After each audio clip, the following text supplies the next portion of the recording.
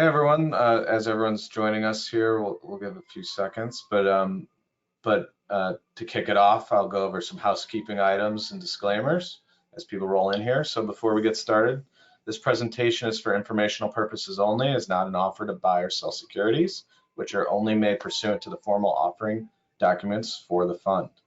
Please review important disclosures in the materials provided for the webinar, which you can access at www.av/funds.com/disclosures. Please note you'll be on mute the entire presentation, and this webinar is recorded and will be shared after the event. We encourage you to submit your questions throughout the webinar, and we will do our best to answer your questions during the Q&A session. Please enter your questions into the questions section of your GoToWebinar control panel and click Submit. Next slide.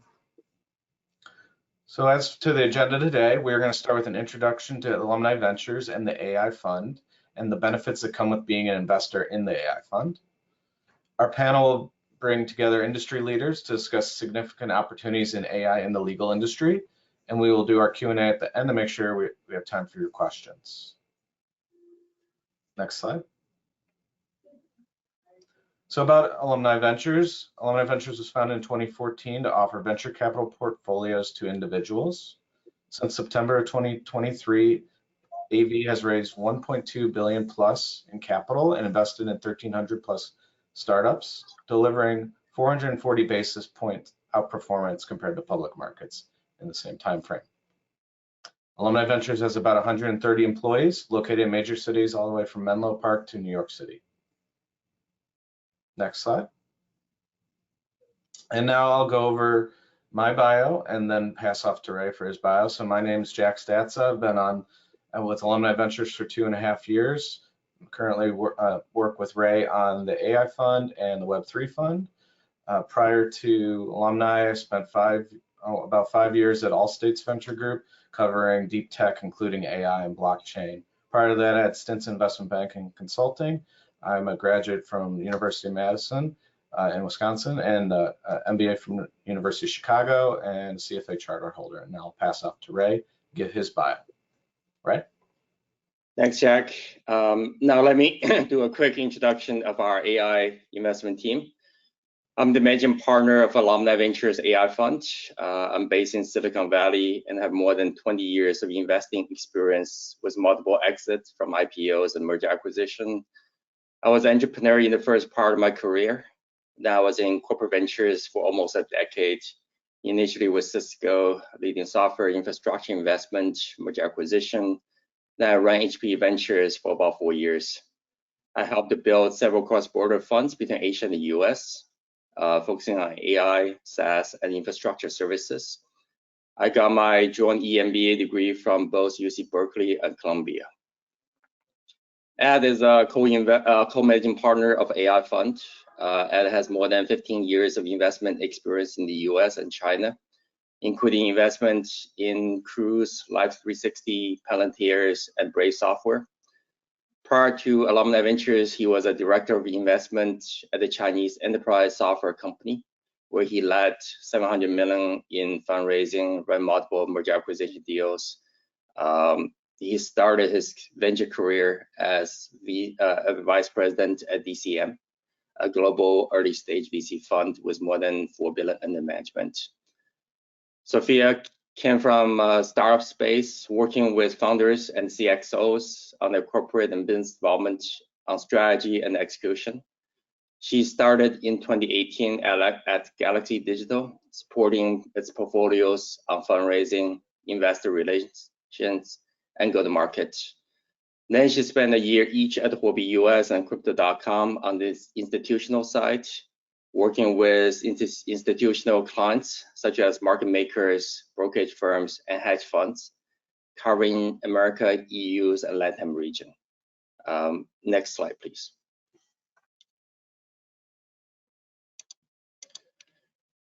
AI is one of the most defining technology trends for this decade.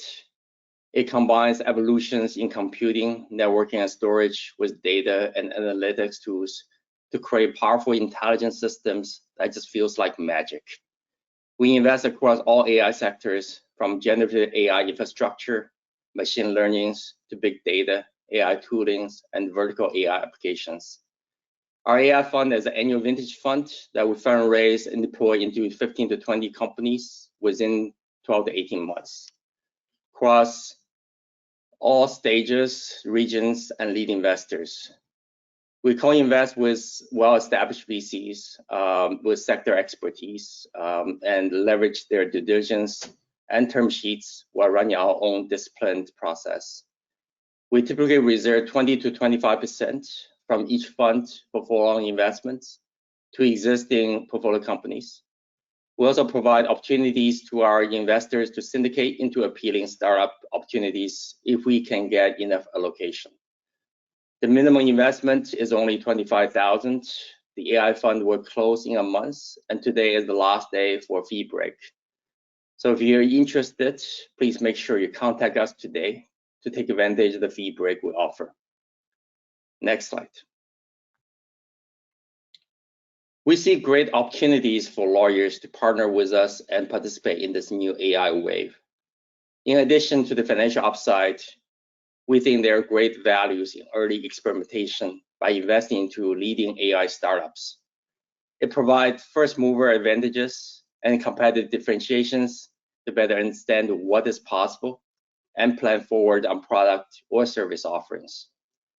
Investing in this space also provides marketing benefits for the firm or individuals as technology visionaries in front of clients and recruits. Alumni Venture is a network and community power VC. We want to connect informed professionals with entrepreneurs together, share insights, and collaborate. It provides a win-win opportunity for our investors to learn about AI innovations and stay ahead of tech trends. Next slide. Before we start our panel discussion, here's a quick commercial break. Alumni Ventures offers smart, simple, and accessible venture portfolios to investors like you. Our approach is straightforward. We build diversified portfolios with low minimums, co-investing alongside with renowned lead investors. It's a strategy that has really struck a chord, helping us mobilize over $1.2 billion from our community of more than 10,000 investors. If you want to learn more, click the link provided in the chat or visit us at av.vc. You can access all fund materials and schedule a personal introduction call at av.vc/AI fund. Now let's jump back into our webinar. Jack, back to you with the panel discussion. Thanks, Ray. I would now like to ask all our panelists to turn on your cameras and unmute yourselves, and we will start with introductions from each of you, starting with our in-house general counsel, Michael Phillips. Michael? Thanks, Jack. As Jack said, Mike Phillips, our general counsel and CCO at Alumni Ventures, been with us for about 4 years, where we've grown from about 300 million to 1.3 billion capital raised to deploy in exciting venture startups. From my career, also worked building out private equity, hedge funds, and mutual funds in the past. So kind of covering the gamut of investment management legal issues. Have a BA from Dartmouth College, JD from William and Mary, LLM from Villanova in tax, and finance MBA from Wharton. And I'm also a CFA charter holder, as Jack is, which I did not know. So good stuff there. But excited to be on the panel. Really, it's a great development here with AI and the opportunities it presents. I think both, for the legal profession and more broadly, but for us in looking at startups, it's a very exciting time for growth and new technologies. Thank you, Michael. Tracy, would you go ahead? Sure. So my name is Tracy Rubin. I am a partner at Cooley LLP in our Palo Alto office. My practice focuses primarily on sort of the IP side of commercial matters, and that involves helping clients with their day-to-day commercial contracts, as well as looking at IP and commercial portions of larger transactions such as M&A deals, investments, IPOs, and the like. For a long time, we've counseled clients on artificial intelligence and machine learning because that's been a part of software for many, many years. But especially within the last year, I've been one of the folks here at Cooley who've really dug in on understanding generative AI as well. And I'm part of our internal generative AI task force and have been counseling clients very heavily on how to think about using generative AI, especially as how that differs from some of the traditional just sort of general AI and machine learning guidance. Thank you. And Brendan. Hi there, I'm Brendan McDonald. I'm an equity partner with K&L Gates. I've been doing venture, private equity, and corporate law for over 30 years. I started off with a Bay Area firm. I'm also a member of the AI solutions group for the firm, and I'm steeped in AI and seeing it from a legal perspective on how it's going to impact our clients, and then impact us as a law firm and what we need to do to implement our AI strategy. Awesome, thank you for that. And now I'm going to kick off our panel discussion. We've had an inflow of questions from our attendees here. We've done our best to compile them into general questions that could hopefully answer most of the questions you guys posed, and we'll call out some specific ones as well as we go throughout the panel. So to kick us off, I have a two-parter for Tracy. The first around the introduction of AI in the law, and then some benefits and applications. So Tracy, can you provide an overview of how AI is currently being utilized in the legal profession? And then also, what are some significant benefits that you can see AI bringing to the legal practice, and where are they most effective at automating or enhancing? Yeah, absolutely. And so, to the first question, right now, I would say that we're seeing firms and legal practitioners either be extremely cautious or quite reckless. On the quite reckless side, probably a lot of you have seen stories in the news that are coming out probably every couple of weeks of another lawyer who has gotten a fake case off of ChatGPT and then cited it in a legal brief and is now being sanctioned. So that would be on the category of fairly reckless, right? That is, using ChatGPT is not good case law research. On the other side, I would say, from what I understand of what we're doing at Cooley, as well as from what I understand of other similarly positioned law firms, is we need to really exercise a lot of caution. And a lot of the tools that we're using right now are tools that are really internal use, sort of digital assistant type tools. So, using things like Microsoft Copilot, right? So tools that may help facilitate and automate some of the administrative tasks. But, as a lawyer, we have to be quite sensitive about client confidentiality, client data, the duty that we owe to produce high quality work product. And so, it's not surprising to me that when lawyers are getting fake cases off of ChatGPT, for example, they're being sanctioned for that, because even when you do general case, I was a litigator for a year, it's been a long time, but even when you're writing a brief in general, you check every single case before it goes out. So, there's been some reckless uses, and therefore, I think there's a lot of caution and sort of dipping your toes in the water. That said, as we're seeing better and better tools and tools that are more customized for the legal market, and this goes a bit to the benefits and applications, we're really looking pretty heavily at exploring other opportunities to leverage these tools for the legal profession in a more targeted way, right? So for example, the Thomson Reuters and Reed Elsevier are, the main publishers of sort of legal research, are developing their own generative AI type tools that will search their actual cases and not make up cases, but it'll just assist case law research.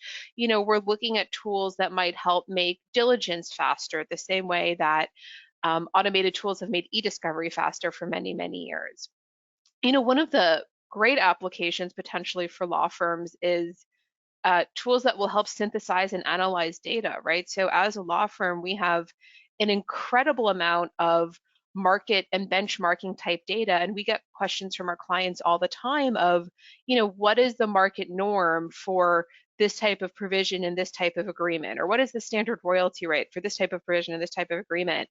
And, as practitioners, most of the time we're giving those answers just based from our own experience, right? I've done 100 of these agreements and my colleagues have done another 1,000 of these agreements. And so from our collective experience, I can give you a sense of what we see as market. But by leveraging data intelligence tools, we could actually compile all of that data and have the tool itself spit back out what's market and perhaps have a more accurate answer than we can give from just our own personal experience. That said, again, we have to be really careful around client confidentiality and client confidential information. In particular, one of the interesting things about being at a big law firm, and I'm sure Brendan can say the same, is that there's confidentiality sort of vis-a-vis the rest of the world, right? We have to protect our clients from the rest of the world, and we can't share their confidential information. But there's also even confidentiality within the firm, right? So sometimes within the firm, you may have walls where you can't work on a particular client because you've been adverse to them in a different circumstance. And so even within the firm, you have to be careful about what information you share. And so, I think that's potentially one of the blockers. When I've talked to some folks who are pitching AI tools to us, I've said sort of two of the biggest issues are going to be making sure that we respect client confidentiality, that we put out a high quality work product, and also that high security, because we can't have any sensitive information about our clients leaking. Thank you, Tracy. I'm going to take a pause here to see if anyone else wants to jump in. Those are good thoughts, Tracy. But the confidentiality concerns are certainly, important. And I think, law firms will continue to kind of work through those issues and help us get to effective tools that we can use. I mean, I think kind of picking up on what's effective, kind of right now is this document discovery and contract control ideas that you kind of pointed to. Like the idea of going to the law firm and finding out, hey, what is market for this term is really helpful for an in-house counsel in terms of like, hey, this is market, this might be the kind of range of things you're seeing in the thing, but having that kind of concept for our own internal like risk reward on what we want to try and negotiate and what we want to accept and make things, the contracting process, super efficient. It would certainly be really helpful. Thanks, Michael. Brendan, I have a new question for you around the client-lawyer relationship.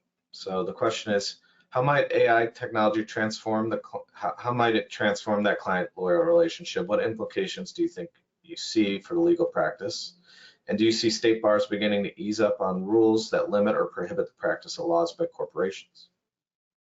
Okay, thank you, Jack. Before I jump in, I want to say to people that we're seeing a lot of solutions come to us, and so I'm sitting through a number of pilots. This is moving really fast, and I think that there are a lot of new products and solutions to address some of the issues that are being raised. And I think you're going to see a real change in the legal profession within 12 months. So I think this is rapid and a real opportunity. The thing that's about the lawyer-client relationship, so two main guidelines, right? So the relationship is governed by the state bar, or it can be a foreign bar, right, where the lawyer practices, so that you have to comply with the bar rules. And then you also must comply with your client's rules, the engagement letter, where you set up the restrictions. So those kind of things govern the main part of the relationship. So California has come out, they're one of the first jurisdictions to talk about, hey, what do we have to think about when it comes to AI? And they basically issued a guidelines on best practices. And I'm not going to go through the whole thing, but I'm going to show how there's an opportunity here for the client or how it might be used. So the duty of confidentiality, I think Michael and Tracy have emphasized that, and I agree with that. What that means is you're going to have to, if you're a solution provider, you have got to think about how to come up with a solution that considers that and protects that, so that whether it's the actual product itself, it's a closed model, or you literally have indemnification provisions or insurance, whatever it might be, to protect them on that information. So that'll be something that's a fear factor to address with the law firms before you sell your product. So important to know. The duty of competence and diligence. Now this is an interesting one. So right now, and Tracy rightly described the situation in New York where somebody used ChatGPT, I believe, to come up with a legal brief, and it cited some cases that actually didn't exist. It hallucinated. So, that's of course scared everybody, many lawyers.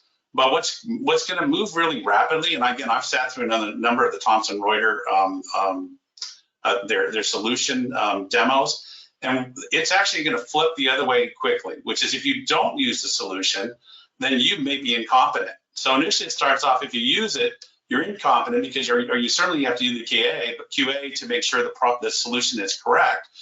But don't even, some lawyers go, let's put my head in the sand because look, it doesn't work. No, you have to come up with a QA system. So there's a few opportunities here. Now, one is the QA system itself, which is teaching lawyers how or coming up with a solution to check or verify the information that they had.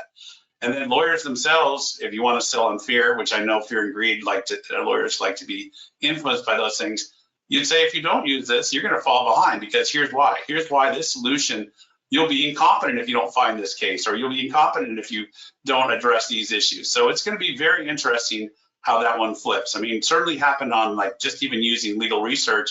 AI is used every day in Westlaw.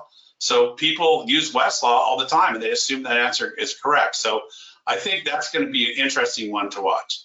The last one, duty supervised, is another one that California's talked about. And again, there's an opportunity there. You must understand what the product or solutions are doing, how the model works, and what the sort of weaknesses and strengths are. And then you must address that.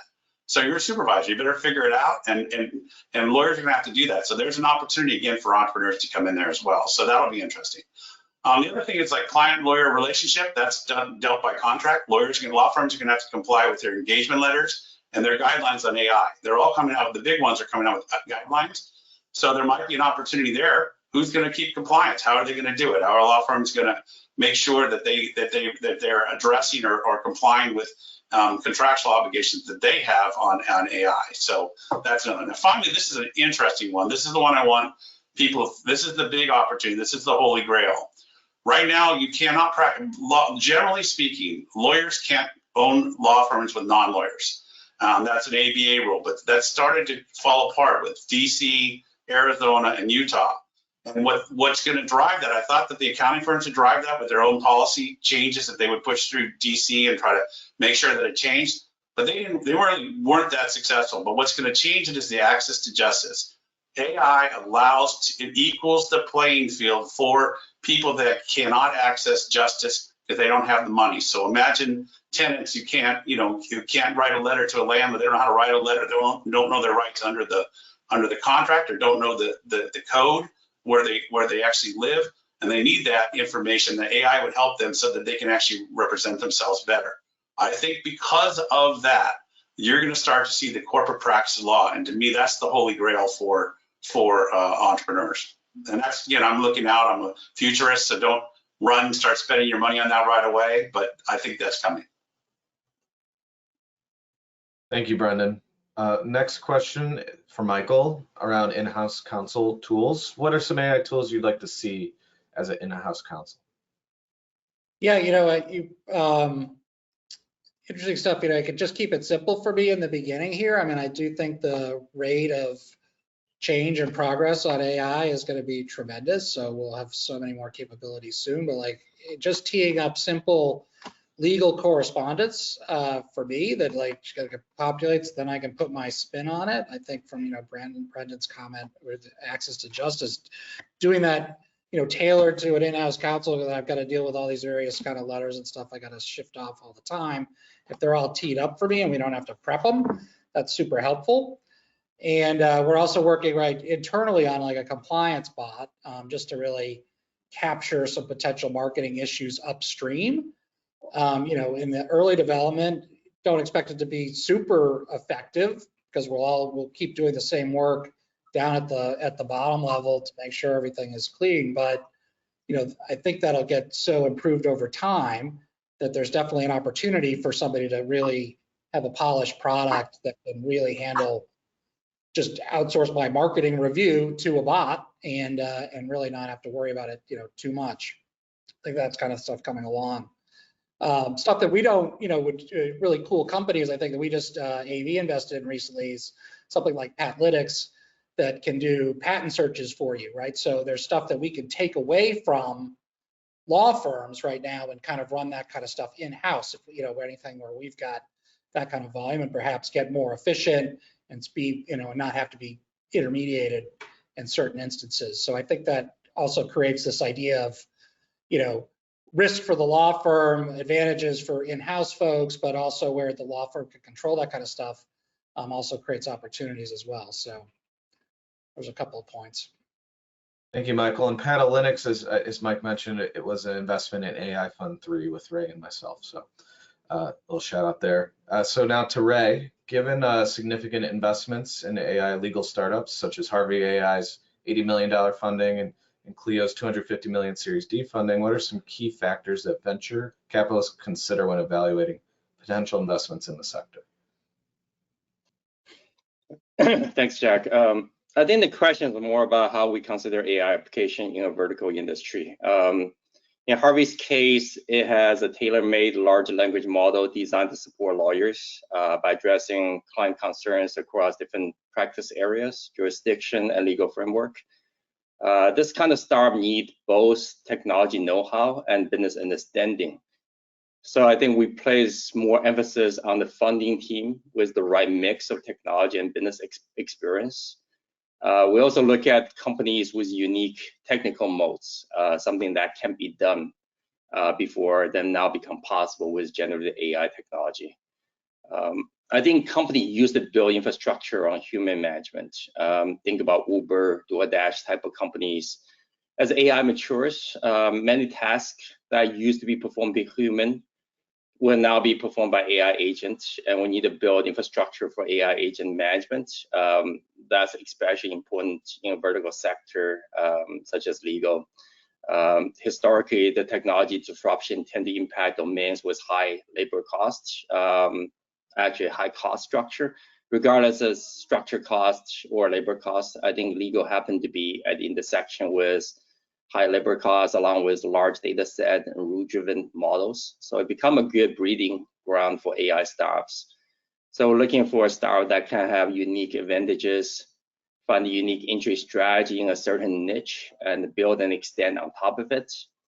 The discussion around the trust and I think the system is very important. I think the truth and trust in this case happen to be, I think, in a professional settings in the legal areas is extremely important. So there were certain things in terms of, I think, in the entertainment industry, we don't worry that much from a creativity perspective, but in a certain sector like this, I think that's very important. Whether the data, the models, and how do we ensure that is correct. So a lot of these is around the validation about this kind of the data set and technology. We have several deals with that nature, and we'll continue to build on that theme. Thank you, Ray.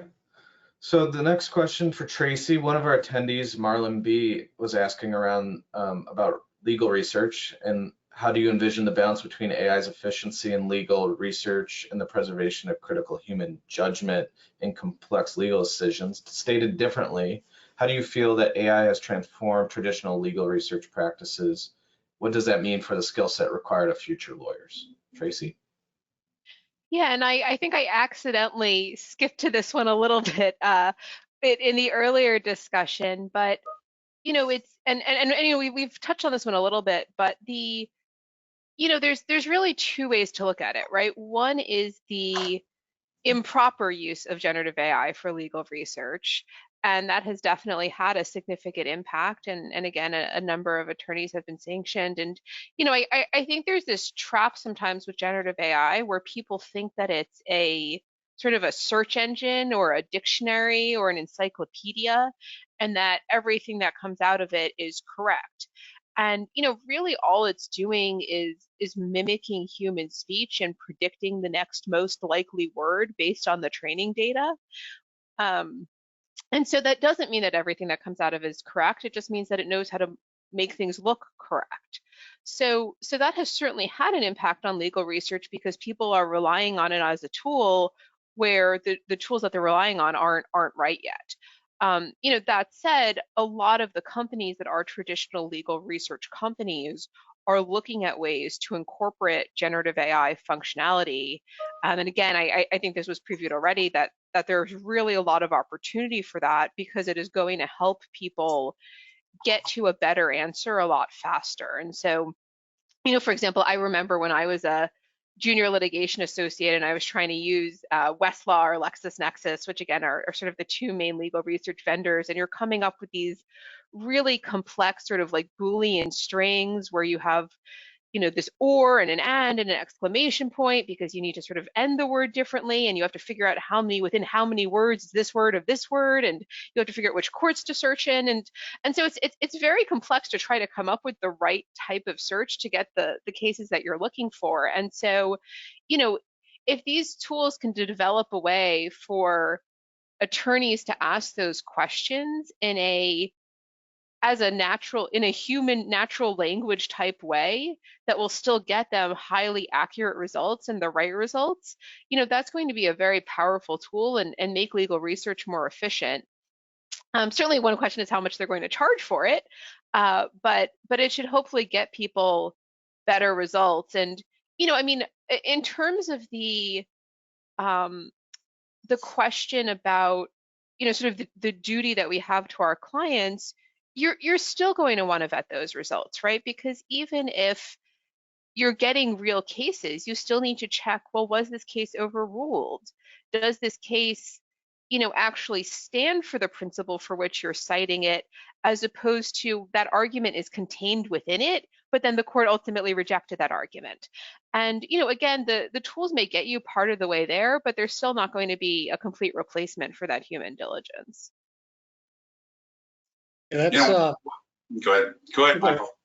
Well, I was just going to say, so it's really good stuff. I mean, we're going to have like AI checking the AI, at one level, and making sure stuff is correct. But there's other sort of next level research I think we have on tap. Like another company we just recently did is Bench IQ, and it's using AI to kind of dig into the rationale for the rulings of the judges, and so you can really, if you know what judge you're going against before, you can really dig into and tailor your arguments, utilizing a tool like that. So it's really, it's kind of taking these years of experience that, senior partners may have built up and kind of getting that in an AI type tool is pretty exciting, I think, if you're a litigator kind of a thing. So one of the solutions, I won't advertise for a solution provider, but I will say that one of the solutions out there actually provides you sites exactly to the case law or the provision pages where it's brought up the information. You can actually go check it, right? So I do think that in your developing your products or solutions, coming up with QA as part of your solution is very important for if you're going to have a legal solution. And actually, just sort of jumping back in there for a second, not even necessarily talking about legal research, but some of the tools that I've seen that I found the most compelling are the ones that are sort of assistive tools, as opposed to the ones that purport to give you an answer. Because if they purport to give you an answer, it's not necessarily going to be right, and you sort of wind up doing a lot of extra work double checking the answer. But if it's, for example, highlighting the things that you should look at, or helping you get to the things that you need to look at more efficiently, or making it easier for you to query and identify the things that you need to look at, that's probably going to be the better balance of helping lawyers be more efficient, but also still meet their obligations to their clients. Yeah, one of the things I like to think of the entrepreneurs and how they could turn it into a business, but all the law schools have to change their model. So they're going to have to be taught how to prompt and do legal research with these new tools. There is an avenue here for providing some services there. Whether or not they have budget, that's the entrepreneur's question, but they're going to need to change their models. Thank you, everyone. Next question I want to direct at Brendan around the international perspective with law. So how do you see the impact of AI and law differing across jurisdictions, especially between common law and civil law countries? How will companies be able to manage these different regulations among personnel spread across jurisdictions, in your opinion? Okay, so there's huge opportunities here for entrepreneurs, and a huge headache for large companies, even mid-sized companies, and even law firms. Certainly, the use of AI is being governed, and you've got remember you have the EU, you have the US, you've got the Republic of California, you've got Singapore, China. You can just name a jurisdiction, and they're all going to come up with their own use case. You know, what regulations on using AI. So across the board, that has implications to your customers, your employees, and your vendors. So how are you going to use that information? So that becomes a big problem, right? And you just have to comply. You've got to, you know, there will be, and law firms may not provide that unless they come up with an efficient use case themselves and they act like a company and do that. So there's a huge opportunity. On top of the using it, I mean, there's so many areas of law where there's a huge impact and concern. So privacy is a big one. So a big opportunity there. Complying with privacy laws by jurisdiction, and AI has a lot of implications in that, as we talked about earlier.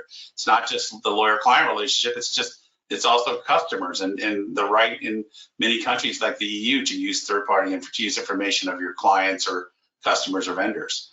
You also have discrimination HR issues in hiring. So every jurisdiction, again, may be different in this area, and you've got to be very, very careful in the way you use AI to cull through resumes and hire people. So there's going to be a lot there. There'll be software, whether it's software that you sell to companies or software you sell to law firms or both. You can see some opportunities. Intellectual property, another one. IP, IP ownership. Each of the jurisdictions is much different on how they treat it. Where you actually generate, if you use an image generator in the US, it might come up with a different result than if you use an image generator in the EU. And whether or not you can file a trademark in the EU versus file in the US, those are all things beyond my pay grade. I'm not an expert in those, but there'll be issues that come up. Antitrust is another great one, you guys. And so antitrust, what's going to happen here, and this is even internally for like a law firm will have this issue. You can't use, so you couldn't, remember, companies can't come together and conspire on pricing, right? So, and think of all the jurisdictions here, not just the US. So if your model allows you, for example, to like 3 large companies come together and set the price of their hotel rates, and they're using information off each other, are they conspiring to set prices? I don't know, but I'm telling you that the more we can use information across clients, even the what's market information, Tracy, becomes an issue. Like, can you combine that information and sell it and use it, and does somebody have monopolistic power? So I do think there's a lot there and a lot to I think there'll be a lot of companies that come out of that. So that's pretty much, that's it in a nutshell. I'm not an expert in each jurisdiction, obviously.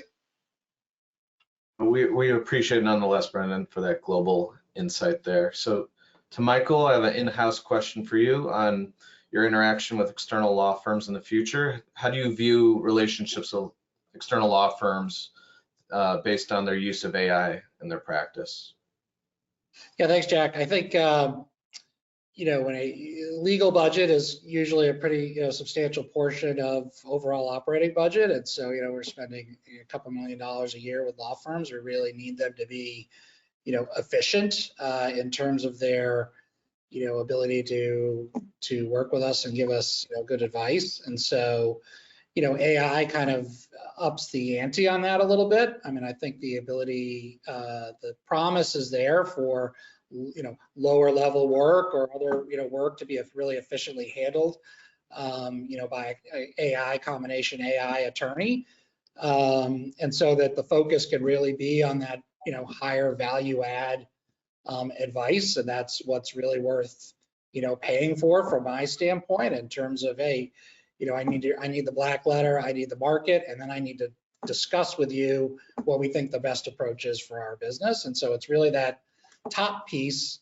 that I want to deal with the law firm for, and I don't want to pay for a lot of the bottom stuff, right? And so it's really going to force law firms, and full disclosure, I work with these 2 great firms and love them dearly, but it's really going to force firms to really incorporate these tools and get efficient, I think.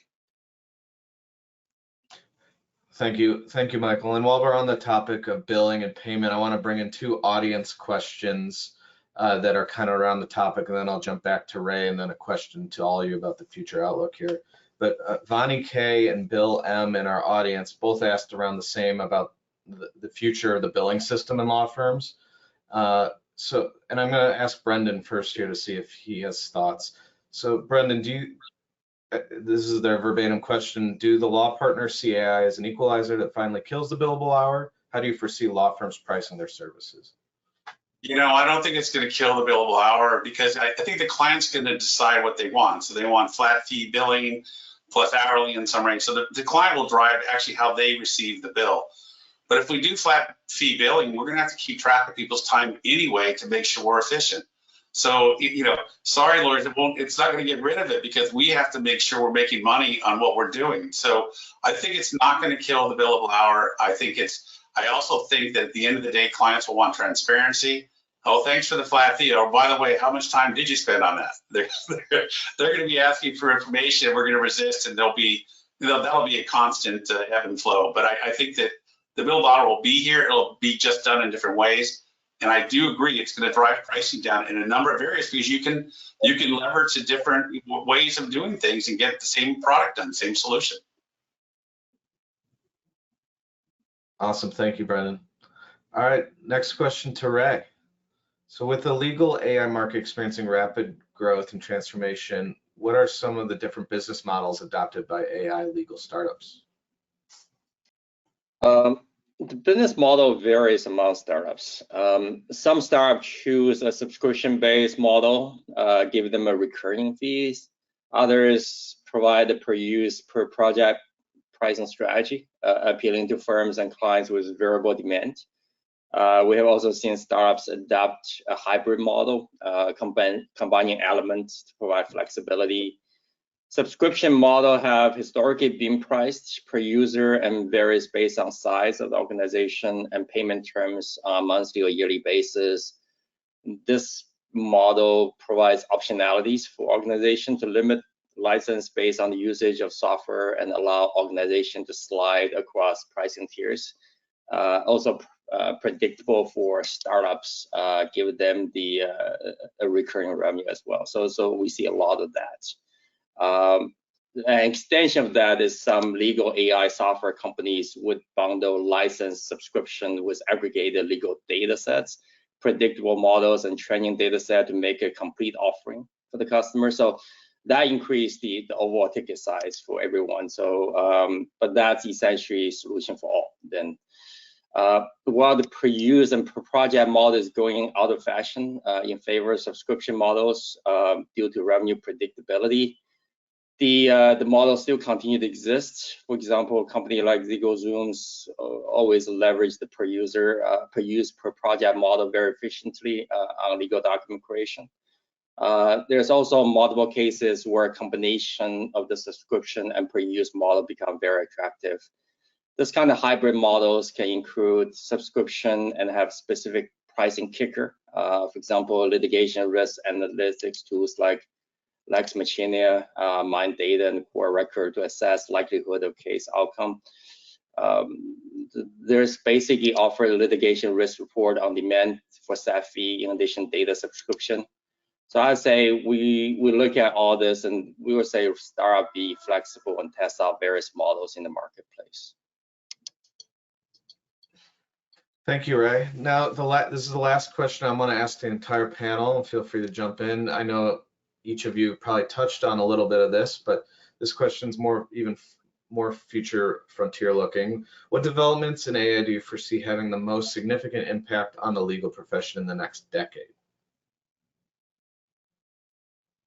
Well, I'll pick up just quickly on what Brendan was saying earlier. I think you're going to see corporate law, so firms that are corporations, not just a collection of lawyers, but having associated businesses and the rest kind of working together in concert, I think could be a huge development. And again, as I foresee, it creates amazing opportunities from an AI business collective perspective in terms of the services that you can provide to your clients in that kind of a future.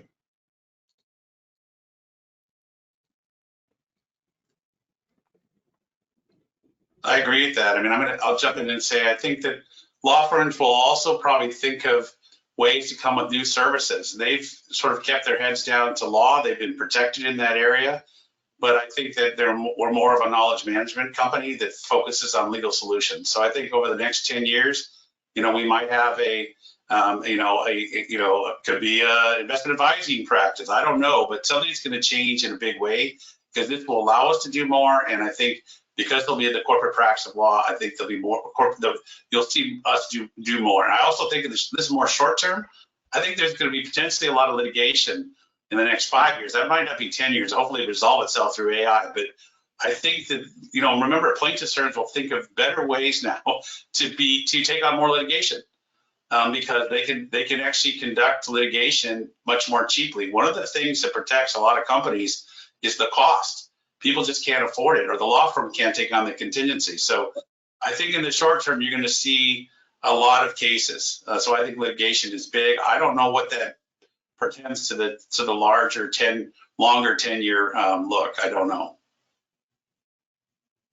I mean, building off of that point, right, there's really two ways to look at this. One is the work that we're doing as lawyers, right? And there's just a massive amount of work coming out of the explosion of generative AI, in terms of all of the new laws and regulations and following those and tracking those and advising clients on those. Excuse me.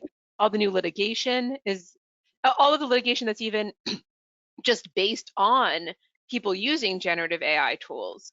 And then there's also going to be all of the other so right now a lot of that litigation is more on copyright and privacy and issues like that, but then there's all the other potential harms coming out of generative AI tools, and we're seeing some of the litigation as well already. But things like bias and hallucinations, and there's a number of employment laws that restrict how AI is used, right? So one way of how it's going to impact the legal profession is it's almost an entirely new area of practice that all of us are engaging in, and in some ways learning real time, because most of the laws haven't been passed yet. There are some laws on the book that are already applicable, but the really big sort of AI targeted omnibus laws are sort of only starting to come into effect.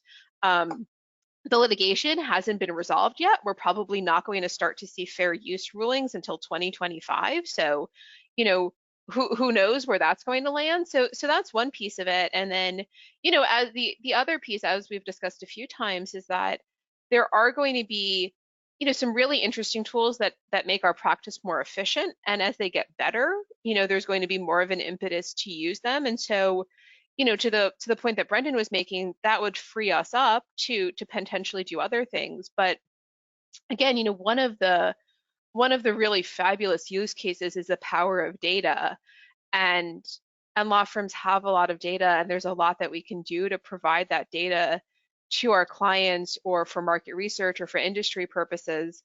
But again, the key right now is making sure that we figure out how to do that in a way that respects our obligations to our clients and their confidentiality of their information. All great points. Thank you so much, guys. We were very efficient today. We got through everyone's questions, so it's a big win for us. So I'm just going to closing remarks here. Thank you guys so much for joining us today. Big thank you to our panelists. If you're interested in investing in our AI fund, you can book a call with us to learn more. And if you'd like to access fund details, my colleague has already provided 2 links into the chat. Lastly, once the webinar ends, you'll see a quick 3-question survey on your screen. Please complete that survey so you can learn how your experience was today, where you can continue to improve. And we will also follow up with a recording of the event. So thank you again for attending. Thank you to our panelists, and we'll see you at the next webinar.